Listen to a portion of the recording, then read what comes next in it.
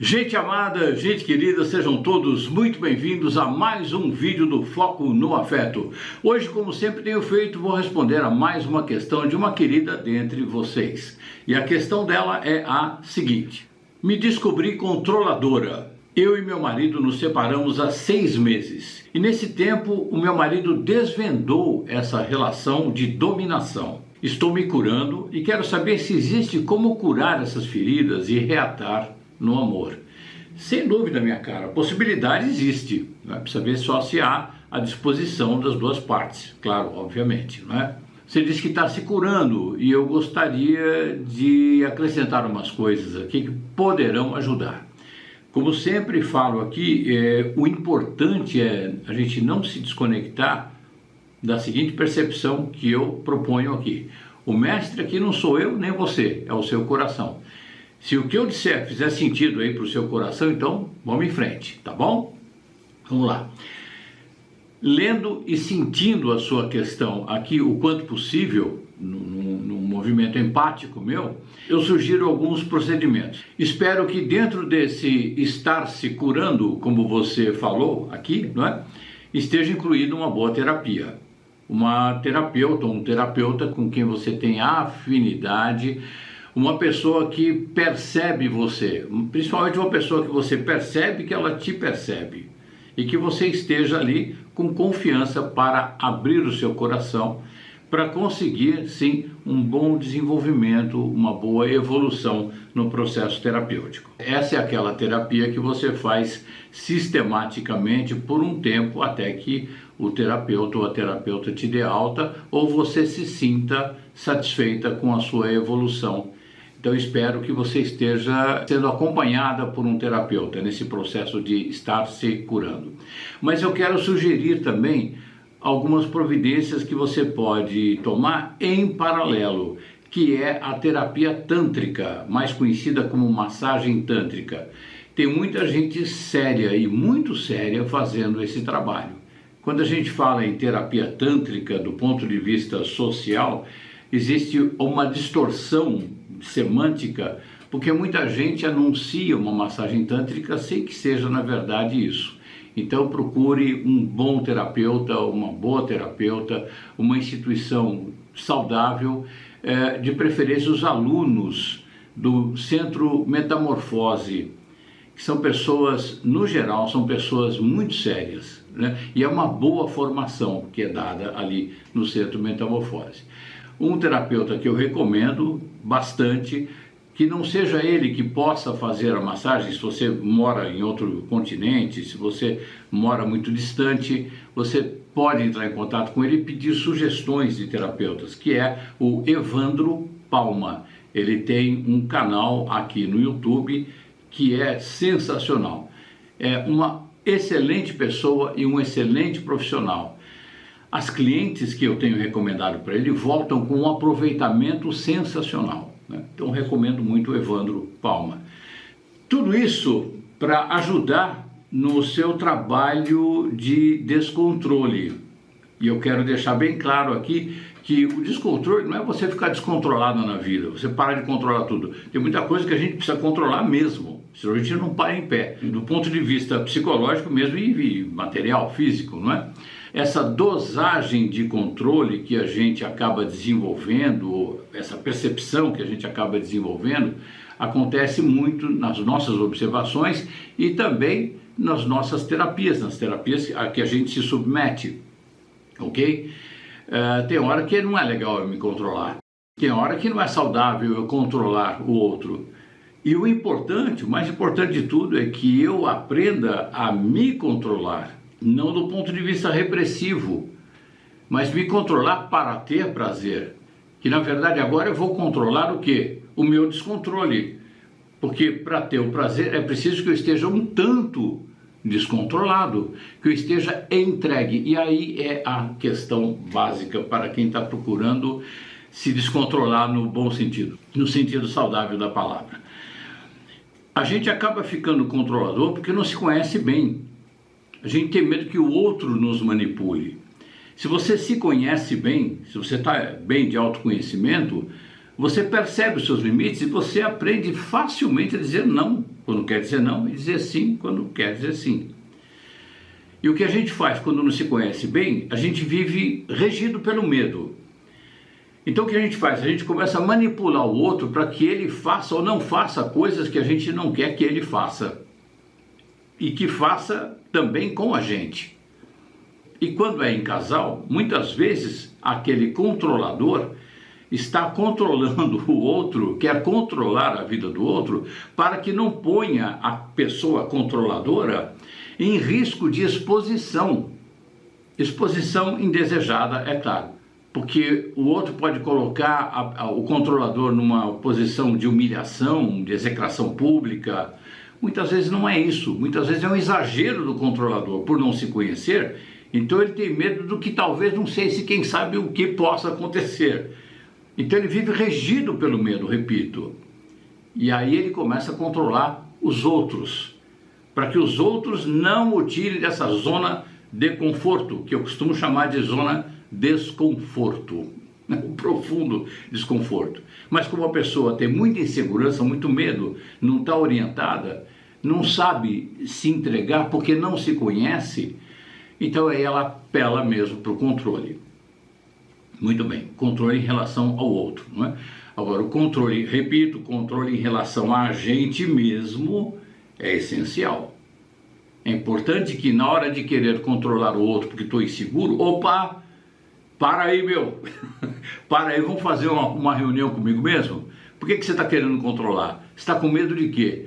Você está com medo de se expor? Não se exponha, mas não precisa controlar o outro. Você se controla.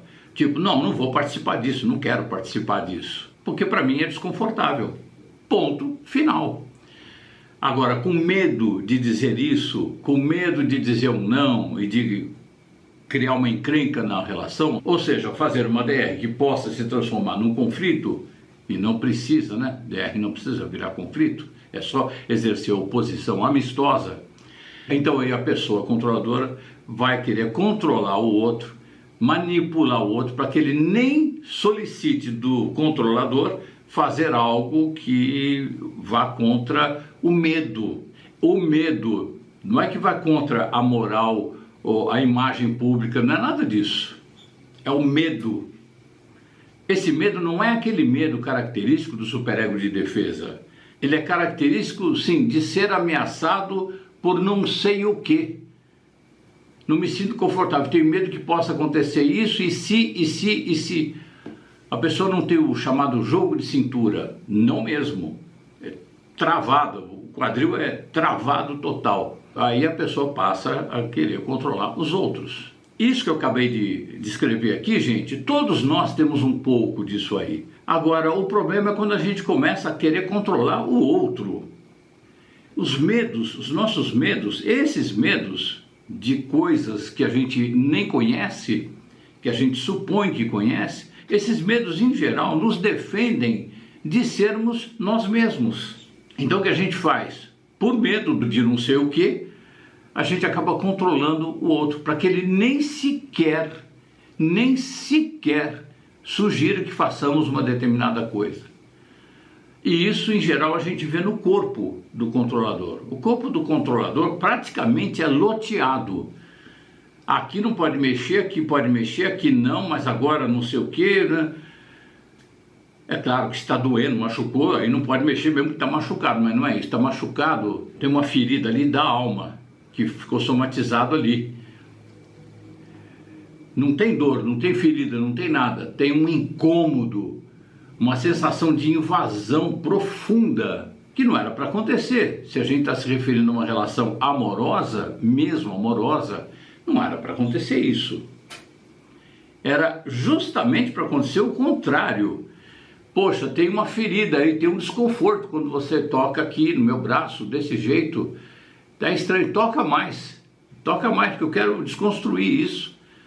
Se eu ficar com raiva, eu vou ficar com raiva não de você que está me tocando, eu vou ficar com raiva de alguma coisa que eu não sei ainda o que é, que me afetou e que me fez somatizar aqui no meu braço essa rejeição, esse controle, esse loteamento do meu corpo. E isso, gente, se você não cuida, vai crescendo, vai aumentando até que você vira uma caixa fechada, lacrada, em relação ao contato do outro. Tudo isso que eu estou falando aqui, minha cara, é para sugerir a você que você procure a terapia tântrica, que em geral são 3 massagens que você faz. Esse número também é absolutamente relativo, que pode ser mais. Pode ser que você precise fazer uma a cada 15 dias, uma a cada mês. Enfim, o importante é que você faça aquilo que o terapeuta sugeriu e que o seu coração sente que tem a ver. É claro que vai mexer com pontos de insegurança profundos seus, mas o bom terapeuta tântrico, ele vai no seu ritmo, no seu tempo, ok? Muito bem. Posto isso, vamos passar para outra sugestão aqui. Eu sugiro que você faça uma boa constelação familiar. Eu entendo que seja muito importante a gente fazer a constelação familiar. Tudo isso que eu estou sugerindo aqui, gente, experimentei na minha pele, tá? Então eu não estou falando porque eu li sim, sem dúvida, mas porque eu li, porque eu vi falar e eu estou recomendando. Não. São coisas que são estruturais. Então, a massagem tântrica é estrutural. A constelação familiar é estrutural, constelação sistêmica, como alguns preferem falar, não é? É importantíssimo, porque você começa ali a perceber que você tem comportamentos que foram sugeridos não verbalmente para você, foram impostos muitas vezes em relação a você por parte dos pais, por parte de algum parente e por aí afora, algum convívio seu. Então essa é a segunda recomendação que eu faço para você, minha cara, para você ver ou conferir as raízes que podem estar lá, sempre estão, né? Algumas delas estão no convívio com papai, mamãe, família e também vovó, vovô e por aí afora. Não é bom dar uma conferida, né?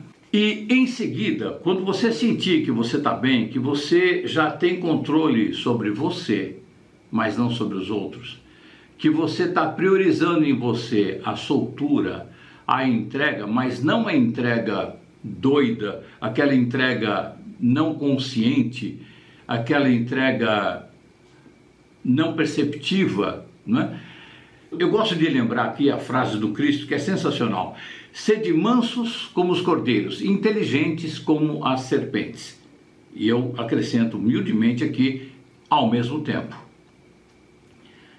Ok? Você vive uma situação se entregando, soltando-se, entregando-se ao outro, ao seu parceiro, e ao mesmo tempo percebendo, não é julgando, não é pensando, não é nem avaliando, é sentindo.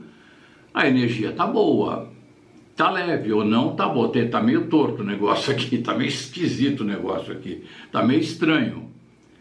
E aí você conversa, você para, você continua de um outro jeito, conversa,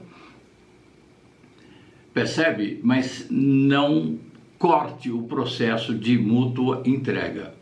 Então, quando você estiver numa condição em que você sinta que está leve para com você mesma e em relação ao parceiro, aí sim é o caso de você pedir ao seu ex-marido, ao seu ex-parceiro afetivo, que vocês experimentem um processo terapêutico conjunto, a terapia tântrica para casais. Existe também e é sensacional. Tem um vídeo aqui no YouTube de um casal, ela é brasileira e ele é francês. Eles são nômades digitais, eu não me lembro o nome dele nem dela, infelizmente. Mas eles fizeram uma semana de terapia tântrica para casal no Centro Metamorfose. E os depoimentos deles são sensacionais. Então é legal dar uma olhadinha, procurar esse vídeo, né? Ele é francês e ela é brasileira. Eles são nômades digitais, como eu falei, eles têm um trailer, um motorhome, que eles viajam aí pelo mundo. E nesse momento eles estavam aqui no Brasil, né? Foram lá para o Centro Metamorfose fazer um trabalho e adoraram. O bom humor deles é sensacional. É muito divertido, inclusive, assistir esse vídeo, é muito gostoso. Concluindo, minha cara, controle é muito bom. Como tudo, em excesso é que é ruim. E como é que a gente descobre que está em excesso? Quando começa a atrapalhar a vida. Quando as coisas começam a ficar encrencadas, travadas, aí é legal a gente tomar uma providência terapêutica. Parabéns, você já está tomando, você está se cuidando, você falou, não é? E eu sugiro essas outras providências aqui também. Parabéns por você estar se cuidando, por você ter percebido e aceitado a percepção do seu marido, ter percebido isso em você. Isso é um passo imenso em relação à cura dessa questão. Aí você me pergunta se é possível voltar ao amor, à vivência desse amor? Sem dúvida, porque o amor não morre. Na minha percepção, o amor não morre. É um fenômeno energético entre pessoas. A gente fica, não amo mais, porque não ama mais nada, se ama, só que você abafou porque você está vivendo uma outra coisa agora, digamos. E nada contra isso, você pode escolher o que você quer viver, você pode dar prioridade para um amor ou para outro amor. Se você for poliamorista, você pode viver vários amores ao mesmo tempo. Tem gente que faz isso e se dá muito bem, tem gente que quer fazer isso e não se dá bem. Então é assim, esse amor existe. O que estava faltando era o preparo para viver esse amor. Da sua parte, o que estava faltando era exatamente um trabalho em cima desse excesso de controle. Tá bom? Essa é a minha resposta, minha cara. Espero que tenha trazido algum esclarecimento para você. Quero agradecer muito a sua presença nas minhas redes sociais. Quero agradecer muito pela sua pergunta e principalmente pela sua preciosa energia. Como sempre, eu quero agradecer aqui a todas essas pessoas encantadoras, maravilhosas, amorosas que frequentam as minhas redes sociais, deixando ali um carinho que é de derreter. Boa meditação para nós, gente, porque é ela que nos liberta. Foco no afeto.